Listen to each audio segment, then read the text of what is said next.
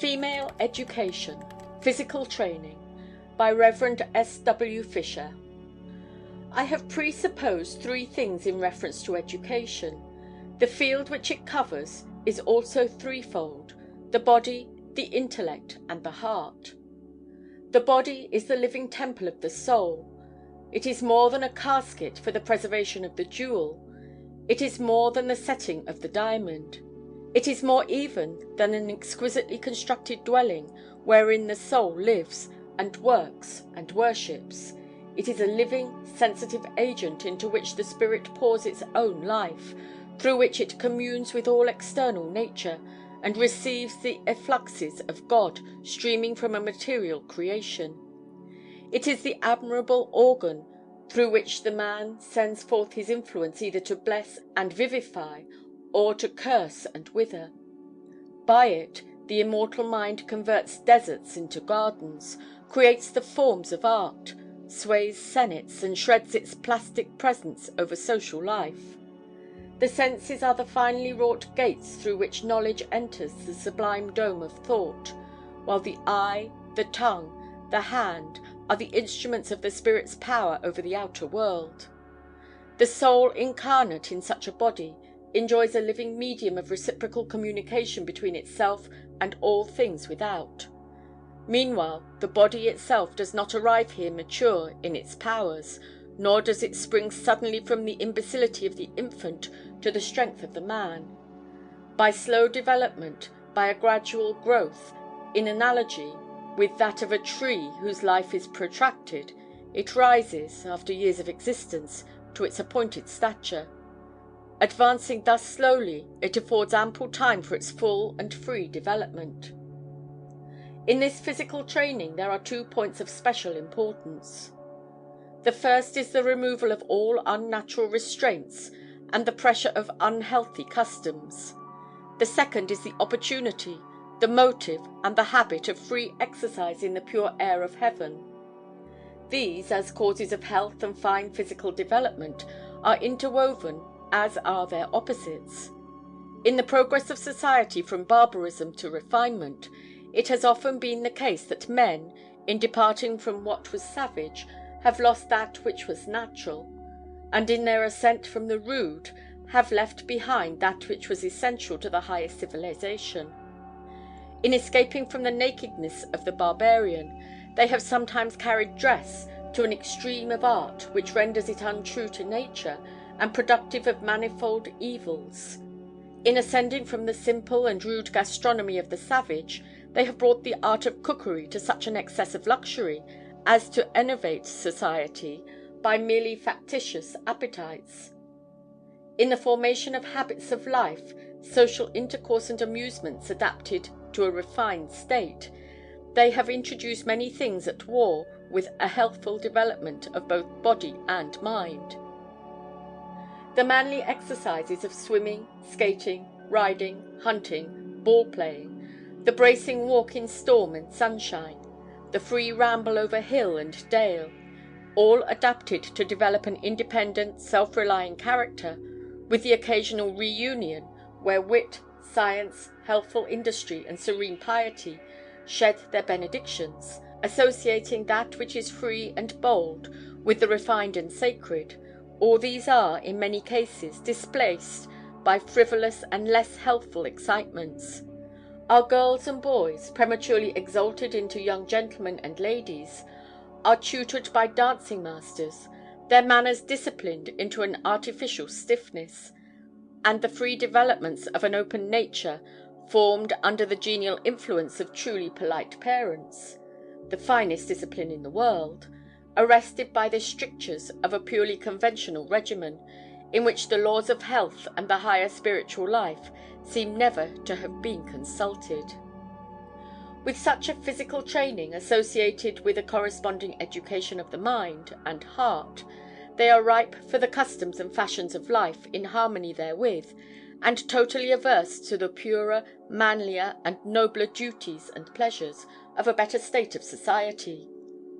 To dress and exhibit themselves, to crowd the saloon of every foreign trifler, who under the abused name of art, and for the sake of gold, seeks to minister to us those meretricious excitements which associate themselves with declining states and artificial forms of life, to waste the most precious hours of night set apart by the God of nature for repose, in dancing, eating, drinking, and revelry, follow naturally enough upon such training.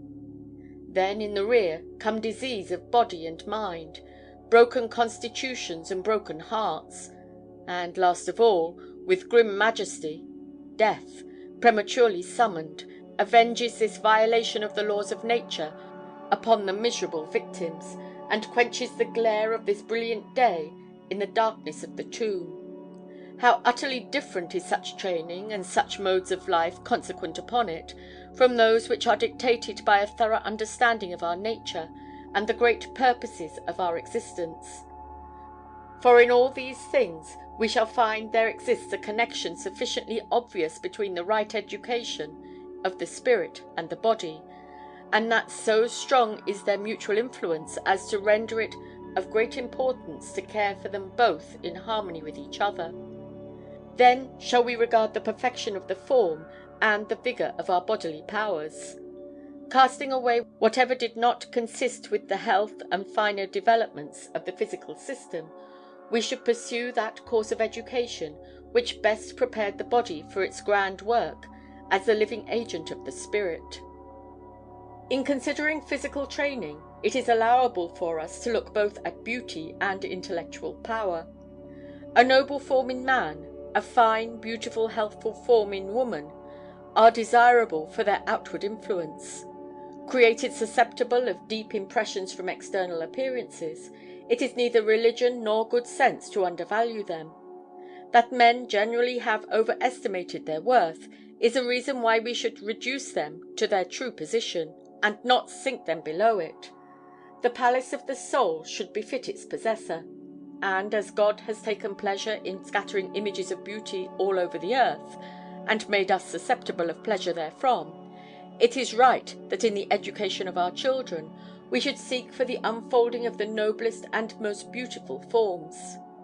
Shall we beautify our dwellings, adorn our grounds with plants, flowers, and trees of various excellence, improve the breed of our cattle, and yet care not for the constituents and forms of those who are on earth the masterpieces of divine wisdom and possessors of all this goodly heritage? Most of all, however, as the agent of the spirit, should we seek to rear our children in all healthful customs and invigorating pursuits. It is possible, indeed, that a mind of gigantic powers may sometimes dwell in a feeble frame, swayed to and fro by every breath of air, but we are sure that such a physical state is the source of manifold vexations, pains, and loss of power.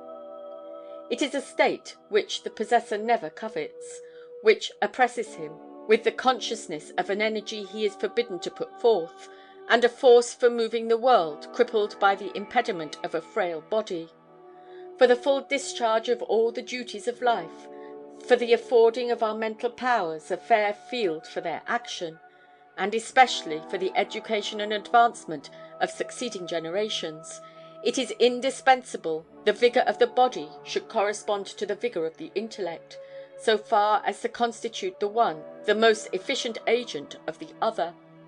It has rarely been taken into view that, aside from the personal benefits of health, in the greater power of present action, the intense intellects and feeble frames of one generation are a ruinous draught upon both the physical and mental powers of that which succeeds. A race of overwrought brains in enfeebled bodies must be recruited from a more healthful stock, or their posterity will, in time, decline into idiocy or cease from the earth. The process of degeneracy, by an infallible law, will pass from the body to the intellect, and the descendant of a Luther or a Bacon go down to the level of the most stupid boor that drives his oxen over the sands of southern Africa.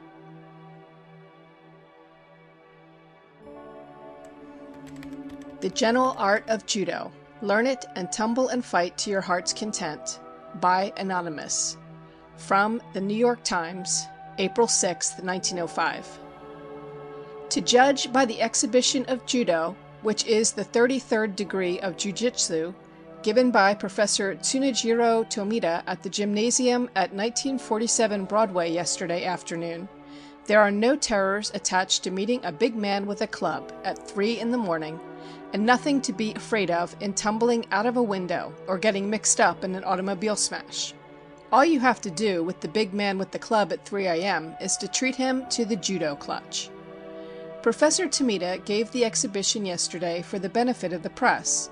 He said in a preliminary address that an erroneous impression existed in this country as to jiu-jitsu.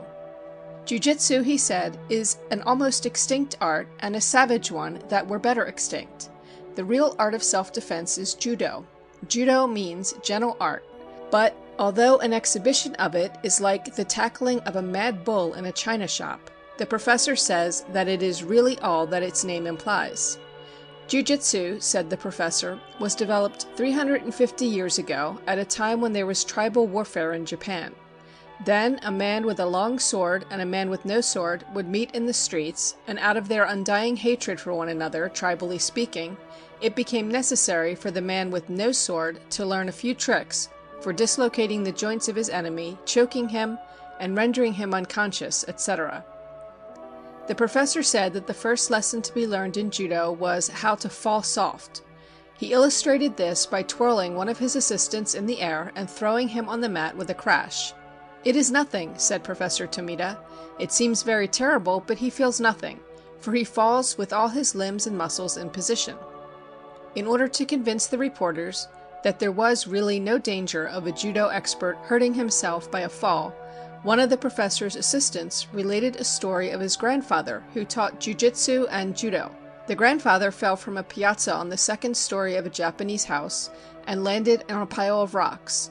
The grandfather was only annoyed because he had soiled his kimono. The reporters were curious to know what Professor Tomita would do if an uppercut came along, or a fist aspiring to the solar plexus. The professor said he hated to show the reporters, but calling one of his assistants, he asked him to deliver an uppercut, also to imitate that big man with the club at 3 a.m. The result was the same in both cases. A sibilant hiss, a whirl of solid bodies, a thud, then a polite "Pardon me" in Japanese. End of The Gentle Art of Judo. Learn it and tumble and fight to your heart's content. Recording by Colleen McMahon.